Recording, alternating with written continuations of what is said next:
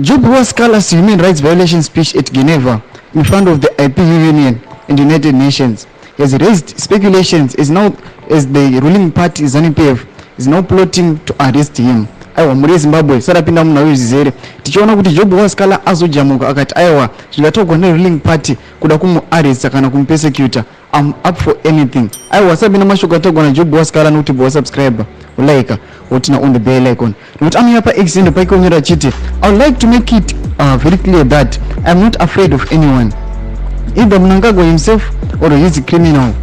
Battle lines have been already drawn and I'm up to it. We can't keep quiet while you are personalizing everything in Zimbabwe. Zimbabwe is for all, not for a few. Let's go. Loma shukaneta kupana pana Job Sikhala chita aiwa elina ngara midaka nyarara ndakatenda ku Geneva ndikanotaura speech about the human rights violations arikuitika nyika medu nyika ya Zimbabwe.